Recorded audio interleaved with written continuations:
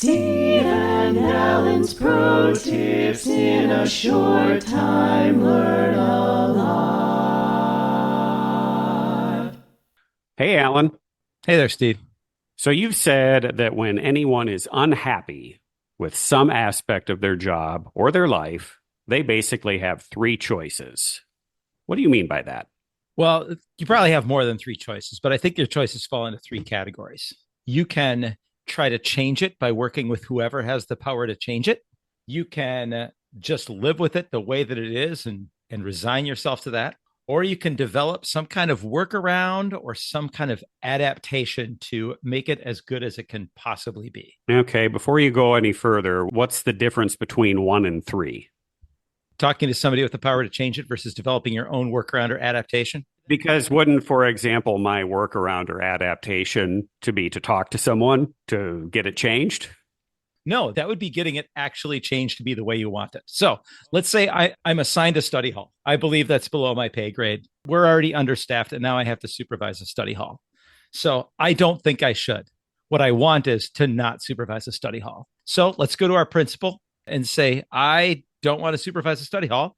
Can you give it to somebody else? And here's the case, and make a case for it or whatever. And then they're probably not going to say yes in this particular example. At least that never happened for me when I did it.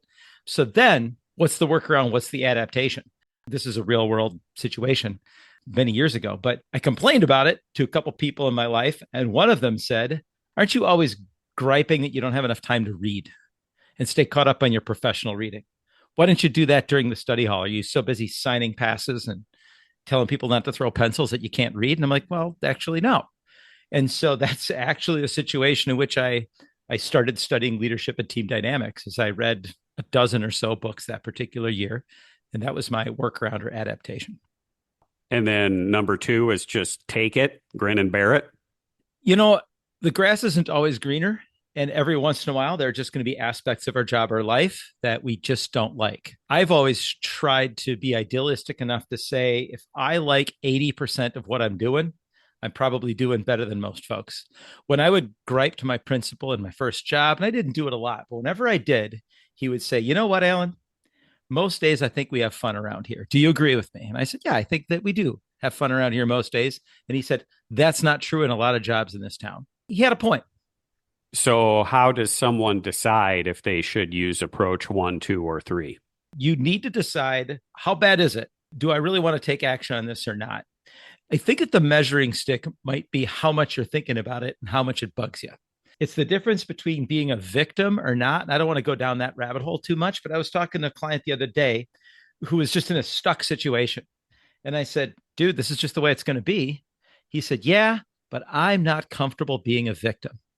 And what he meant by that was, in most situations, he was able to figure out how to change the situation. This one he couldn't. So I turn that around and say, if you feel like you're being a victim in a certain situation that makes you unhappy at work or in life, have you done everything you can and everything you want to do to change it? Because if you haven't, then choose course one, two, or three. And even that choice of, I'm just going to live with it the way that it is, that is a choice. That way you can look yourself in the eye in the mirror and say, I've made a conscious decision to not fight this study hall thing. There are other things I care about more. Kind of empowers you. Yeah, exactly. It was a conscious decision. And so each one of these three things is a conscious decision. Might not work out. Maybe none of them will work out, but it's still a conscious choice. So the combination maybe of how badly am I bothered by this enough to want to do something about it? Is it really ruining my quality of life? Also, perhaps combined with, do I want to spend some capital on this? Like, I've got a bank account where I have been depositing with the principal, and do I really want to make a withdrawal for this, or do I want to save it for another time? Does that thinking enter to help you decide which of the three approaches you might take too? Yeah, absolutely. I think an old cliche is this the hill that I want to die on? Because if you go and ask for stuff all the time, you become that person who's asking for stuff all the time. And we've had previous quick pro tips on the lack of wisdom in doing that. You know, I think another situation is we're understaffed. That's a pretty common situation. It makes people pretty unhappy. And you can ask for more staff and maybe you'll get it, or maybe you'll get some version of more staff. Maybe you'll get an additional instructor, a 20% 1 day a week person to come in and help. I confronted that also, and I went to a mentor named Paul, the same Paul that you're probably thinking of. And he said, Alan, you're always talking about student leaders. Are you doing every single thing you can with student leaders to help deal with the fact that you don't have enough teachers in the program? And I realized I didn't. And so the workaround became doing some pairing of older students with younger students to help them out. And then I felt like I had done everything that I could. So we've known each other a long time. We've talked about this stuff for a long time. And I don't actually remember us having a conversation about these three specific things, that this was kind of a strategy you had. So this is new to me as well as the listeners. I'm thinking for myself, and I'd encourage listeners to do the same. Do I have a tendency to pick one of those three things more often, or to avoid one of those three things more often? And if so, why? And is that really serving me best? That's awesome. Yeah, I hadn't thought about that either. But as you say that, I think of people who have that knee-jerk reaction of automatically asking for more. Or the knee-jerk reaction of, well, I guess this is just what I got to do. Yes. And then they get stuck in a cycle of that victimhood, or I guess there's nothing I can do. And then too much of that isn't peacefully moving forward and resigning yourself to the way things are and being content with that. Instead of, it's kind of constant discontentment.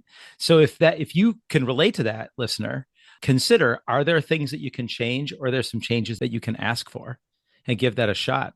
And if you try all three of these in a situation in which you're unhappy, then there's a new choice. Is it time to do something completely different? But that's another cast. I like it. So listeners, we challenge you. What is your default? Do you happen to have a default? And the next time you're faced with one of these decisions, ask yourself, am I going with the default because that's really what's best in this situation? Or should I really give those other two options some consideration before deciding how to proceed? And one more thought. In both of my personal examples that I shared, it was another person that pushed me to look at it differently. So remember, you're not in this alone. You've got colleagues, you've got friends, you've got loved ones who can help you think and talk through these things. You've also got Music Ed Insights hosts that you can talk to as well. So if you've got one of these problems and you're not sure which route to take, email us. We'll be glad to talk you through it. 100%. We'd love to hear from you. Steve and Alan's pro tips in a short time. Learn a lot.